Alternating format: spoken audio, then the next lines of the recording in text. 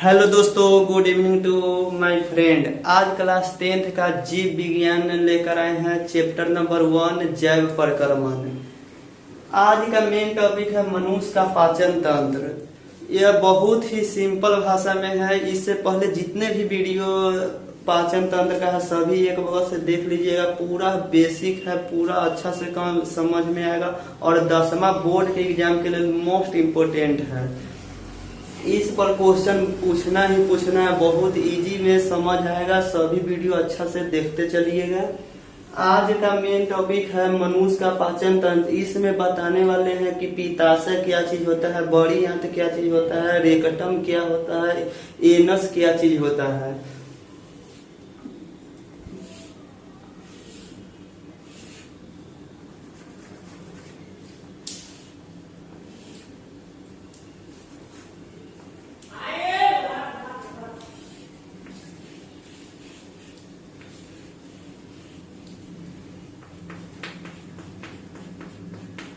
यह पाचन तंत्र का डायग्राम है।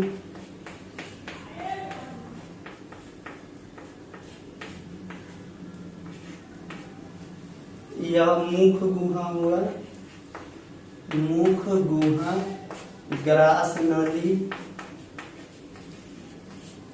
यह अमाशय है जिसे पेट बोल देते हैं।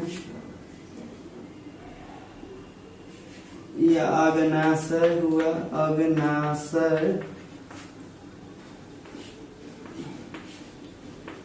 यकृत यह हुआ, इसे कहते हैं पित्ताशय, जो यकृत के ठीक नीचे होता है पित्ताशय। यह हुआ बड़ी आंत, बड़ी आंत। इसे रेक्टम कहते हैं, मलाशय, मलाशय। इसे एनस बोलते हैं, गुदा, गुदा। आज का मेन पॉइंट है पित्ताशय। पित्ताशय होता क्या चीज है, इससे पहले बता दिए हैं यकृत के बारे में। यकृत जो होता है पित्त का निर्माण करता है, पित्त का स्टोर वो नहीं करता है। यकृत का काम है पित्त का निर्माण करना। और पित्ताशय जो होता है यकृत के ठीक नीचे होता है। जब यकृत पित्त का निर्माण कर देता है तो वह पित्त जाकर पित्ताशय में जमा हो जाता है। जब हम भोजन करते हैं तो अमाशय से जेनस सीकम के माध्यम से छोटी आंत में आती है, तब जो पित्ताशय में पित्त भरा रहता है वो पित्त थोड़ा छिड़काव कर देता है, जिससे भोजन क्षारीय हो जाता है। तो यहाँ लिख देंगे पित्ताशय, इसमें यकृत द्वारा बानापीत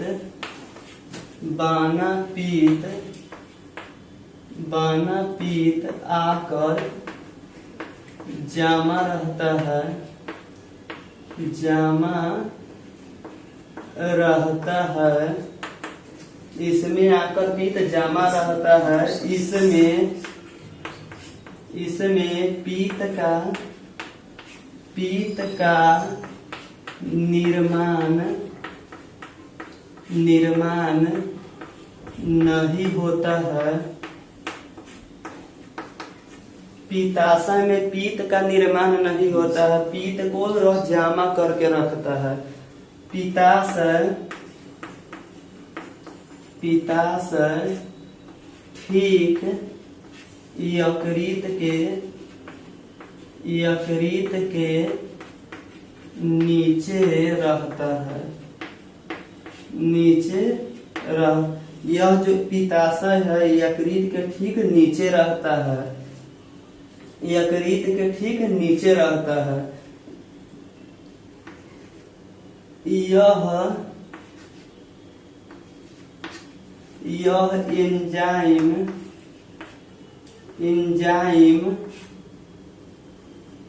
एंजाइम न होते हुए भी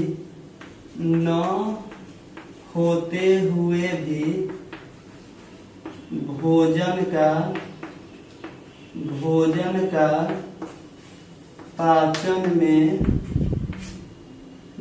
का पाचन में सहायक होता है। पीत जो होता है यह एंजाइम न होते हुए भी भोजन के पाचन में सहायता करता है। यह भोजन को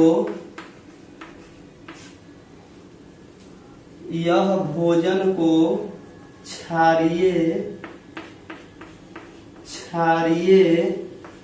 कर देता है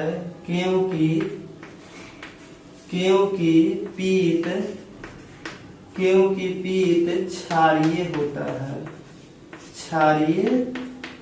है। पीत जो है भोजन को क्षारीय कर देता है क्योंकि पीत क्षारीय होता है। पित्ताशय के बारे में लिखना होगा तो इतना चीज लिख देंगे कि पित्ताशय इसमें यकृत द्वारा बना गया पीत आकर जमा रहता है। इसमें पीत का निर्माण नहीं होता है। यह भोजन को क्षारीय कर देता है क्योंकि पीत क्षारीय होता है। अब इसको बाद है बड़ी आंत।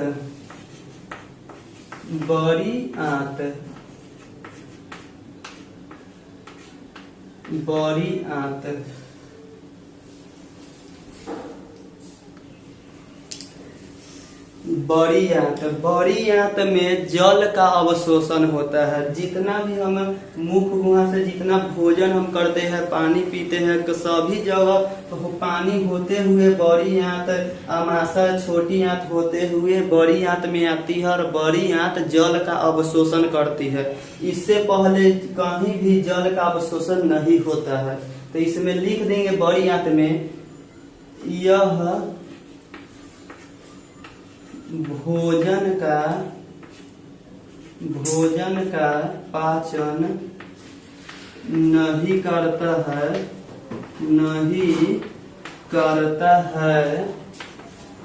यह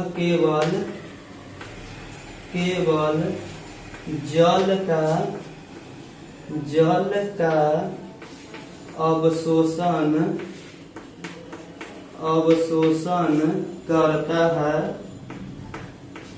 करता है, भोजन का नहीं। बड़ी आंत भोजन का पाचन नहीं करता है, यह केवल जल का अवशोषण करता है। इसको बाद अब यह हुआ बड़ी आंत। बड़ी आंत के हिमा डायग्राम बना दे रहे हैं।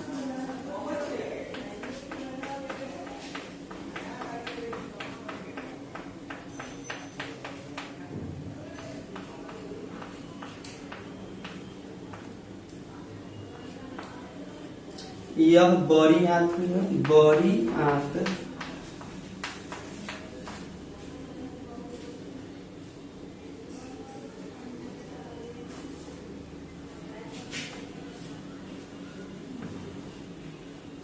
यह छोटी आंत है।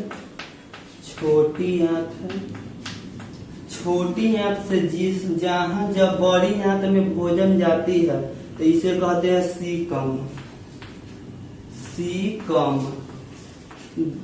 छोटी आंत से बड़ी आंत में जब भोजन जाती है उस जगह को कहते हैं सीकम। यह होता है अपेंडिक्स।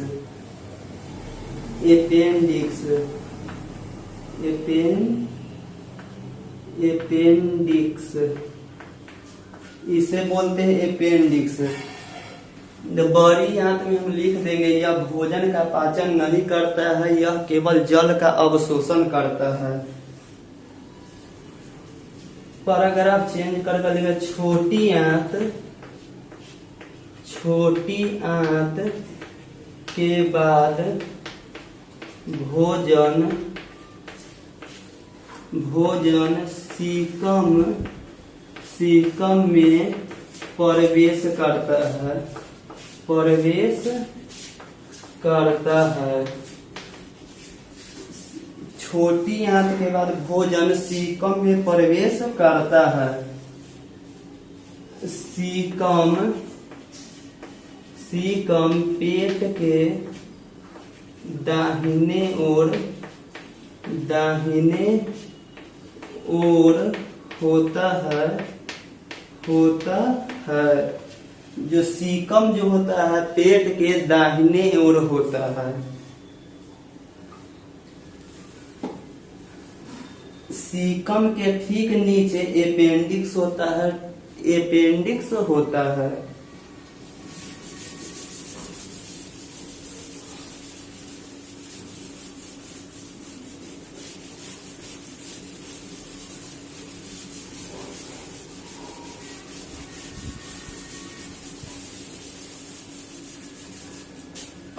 अब इसको बाद में लिखेंगे। सीकम के नीचे अपेंडिक्स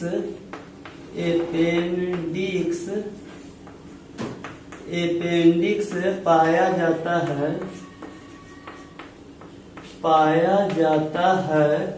अपेंडिक्स हमारे शरीर में एक अवशेषी अंग है। अपेंडिक्स का मुख्य कार्य है सेलुलोज को पचाना। जब हम घास जो साग उग खाते हैं, पहले जब आदि मानव थे तब वो कहती अपेंडिक्स बहुत बड़ा होता था। हमेशा पत्ती को घास भूस को खाते थे तो अपेंडिक्स का काम था सेलुलोज को पाचन करना। अब यह जंतु जो होती है, जंतु गाय भैंस बकरी जितने भी जंतु है जानवर है, यह सब में अपेंडिक्स मुख्य अंग होता है। क्योंकि जानवर सब होता है वह घास भूस यह सब खाती है तो अपेंडिक्स उसको पचा देती है। तो हमारे अपेंडिक्स पाया जाता है। यह हमारे शरीर में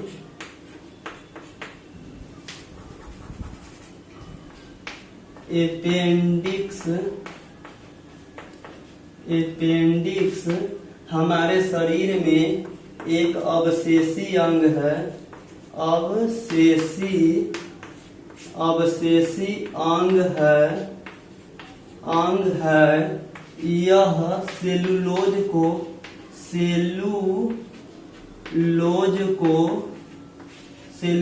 को पचाता है। कह देगा कि अपेंडिक्स का मुख्य कार्य क्या है, तो सेलुलोज को पचाता है। यह जानवरों में मुख्य अंग होता है। यह जानवरों का मुख्य अंग होता है। जानवरों का मुख्य अंग होता है। इसके बाद लिख रहे हैं अपेंडिक्स में जब कोई भोजन फंस जाती है तो अपेंडिक्स को ऑपरेशन करके पूरा काट के निकाल दिया जाता है। जब अपेंडिक्स में भोजन फंस जाती है तो उसे काट कर निकाल दिया जाता है।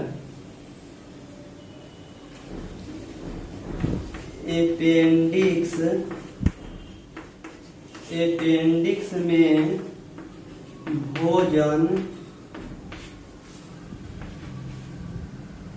फंस जाता है तो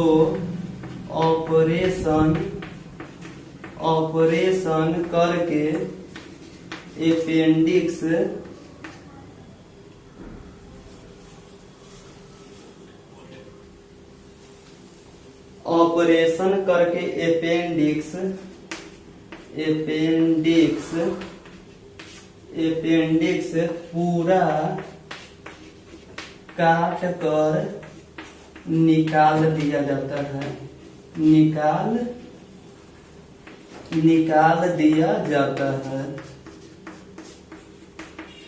जब अपेंडिक्स जो होती है सीकम के ठीक नीचे अपेंडिक्स पाया जाता है।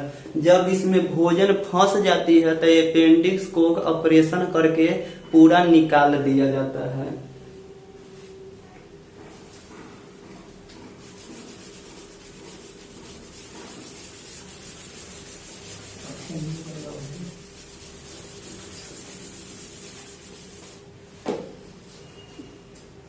इहमा हुआ बड़ी आंत का डायग्राम। यह होता है सीकम। इसे कोलोन कहते हैं। सीकम के बाद कोलोन शुरू हो जाता है, तो यह होता है बड़, इसे बोलते हैं कोलोन। इसे जब छोटी आंत से बड़ी आंत में भोजन प्रवेश करती है उस जगह को हम सीकम बोलते हैं, और जब बड़ी आंत में भोजन जाती है उसे कोलोन बोलते हैं। इसमें जो म्यूकस एक पाया जाता है जो भोजन को चिपचिपा बना देता है। बड़ी आंत में म्यूकस का निर्माण होता है जो पचे भोजन को चिपचिपा बना देता है। तो हम पहले लिखेंगे अवशेषी अंग होता क्या है। अवशेषी अंग, अवशेषी अंग होता क्या है, तो पहले समझ जाइए। वैसे अंग अवशेषी अंग कहते हैं जो हमारे शरीर में होता है लेकिन उसका कोई काम नहीं होता है। जैसे जो त्वचा माने शरीर पर जो बाल होता है त्वचा पर, वो पर बाल न भी रहेगा तभी कोई प्रभाव नहीं पड़ेगा, तो यह हमारे लिए अवशेषी अंग हुआ। हमारे दांत में जो होता है प्रीमोलर, जिसे चवर्ण कहते हैं, जिसे अकल दांत कहते हैं, वह हमारे शरीर में न भी रहेगा तभी कोई प्रभाव उसका नहीं पड़ेगा। एपेंडिक्स जो होता है सेलुलोज को पचाता है, यह हमारे शरीर में न भी रहेगा तभी इसका कोई प्रभाव नहीं पड़ेगा। यह सब को हम अवशेषी अंग कहते हैं। तो इसमें लिख सकते हैं वैसे अंग, वैसे अंग को अवशेषी अंग कहते हैं जो शरीर में होता है किंतु काम नहीं करता है। शरीर में होता है किंतु काम नहीं करता है। जैसे एपेंडिक्स, प्रीमोलर, त्वचा का बाल इत्यादि बहुत सारे अंग है जो शरीर में होता है किंतु काम नहीं करता, उसे अवशेषी अंग कहते हैं।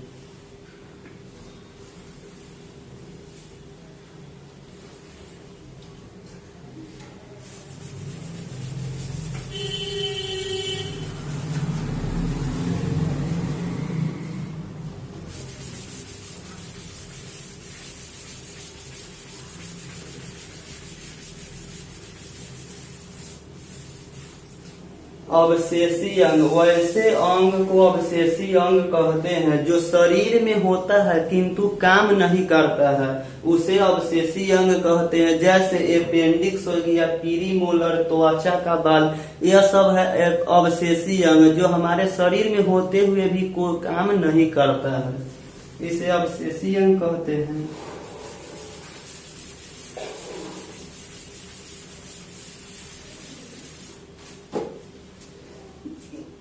बड़ी यहाँ दिया हुआ है,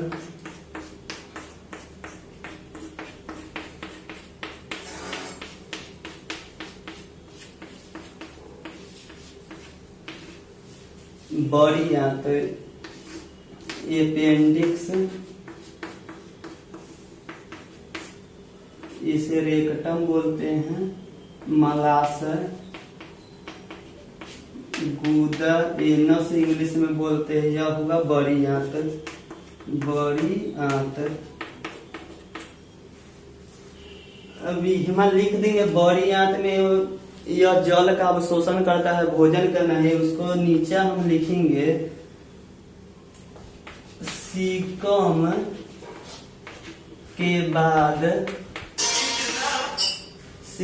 के बाद कोलोन, इसे बोलते हैं कोलोन। सीकम के बाद कोलोन प्रारंभ हो जाता है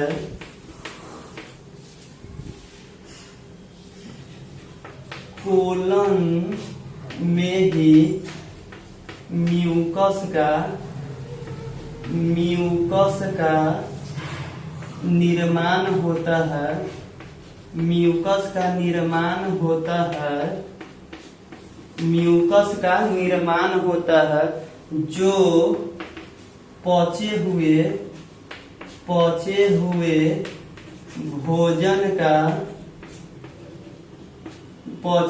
भोजन का चिपचिपा बना देता है।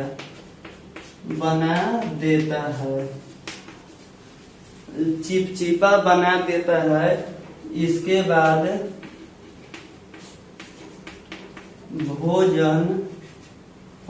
इसके बाद मलाशय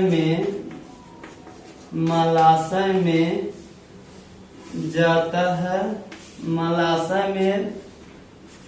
इसके बाद पाचा भोजन मलाशय में जाता है। गूदा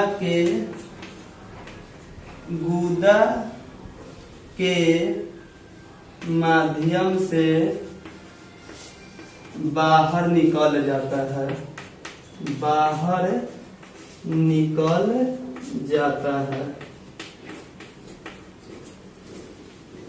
बड़ी आंत छोटी आंत से भोजन बड़ी आंत में जाती है और बड़ी आंत में जो म्यूकस का निर्माण हो जाता है, जो पचे भोजन होती है उसमें म्यूकस मिल जाती है और भोजन को चिपचिपा बना देती है। और कोलोन बड़ी आंत से भोजन रेक्टम, जिसे मलाशय बोलते हैं, इंग्लिश में रेक्टम बोलते हैं, मलाशय में भोजन चली जाती है और मलाशय के बाद गुदा में जाती है और गुदा से होकर बाहर निकल जाती है। इसी को मनुष्य का पाचन तंत्र यहाँ पूरा हो जाता है। जब भोजन गुदा के माध्यम से बाहर निकल जाती है तब भोजन का पाचन पूर्ण हो जाता है। आज का मेन एक टॉपिक यही था, मनुष्य का पाचन तंत्र। आज मनुष्य का पाचन तंत्र का पॉइंट कंप्लीट हो गया। अब इसमें कोई भी प्रॉब्लम हो तो कमेंट बॉक्स में लिख कर बताए, उसका नेक्स्ट वीडियो में सॉल्यूशन किया जाएगा। फिर मिलेंगे नेक्स्ट वीडियो में। जय हिंद।